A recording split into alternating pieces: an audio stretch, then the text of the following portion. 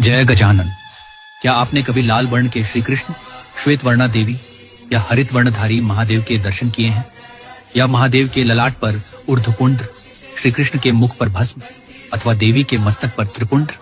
नहीं ना, क्योंकि हम उन देवताओं की पारंपरिक शास्त्र सम्मत छवि का आदर करते हैं, परंतु जब विषय गणेश जी का होता है तो कभी उनके मस्तक पर तिरंगा, कभी त्रिशूल, कभी उन्हें चलचित्र अभिनेत्रियों के रूप में कल्पित किया जाता है तो कभी अन्य देवताओं के स्वरूप में ढाल दिया जाता है।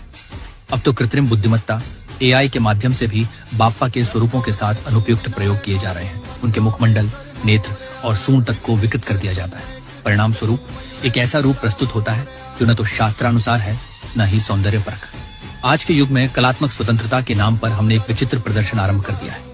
प्रत्येक वर्ष पंडालों में बाप्पा को किसी नवीन विषय वस्तु में प्रस्तुत करने की प्रतियोगिता चलती रहती है। यथा भाव तथा देवता, इस सिद्धांत की आड़ में कभी मूषक के स्थान पर दैत्याकार जीव तो कभी सिद्ध बुद्धि के स्थान पर राधा तक को स्थापित कर दिया जाता है। किंतु शास्त्रों के अनुसार श्री गणेश कोई सामान्य देवता नहीं है। वे स्वयं पर ब्रह्म स्वरूप है, पंचेश्वरों में अग्रगण्य। और सबसे महत्वपूर्ण तथ्य यह है कि वे योग, तत्व ज्ञान तथा अद्वैत वेदांत के प्रतीक है। ये सब जानने के उपरांत भी यदि हम इस सत्य की उपेक्षा करें तो यह हमारी आत्मविस्मृति का प्रतीक है। लोग भूल जाते हैं कि उत्सवों से प्राप्त आनंद क्षणिक होता है जो थोड़े ही समय में विलीन हो जाता है, जबकि शास्त्र हमें उस शाश्वत आनंद एवं मोक्ष का मार्ग दर्शाते हैं जो अविनाशी है।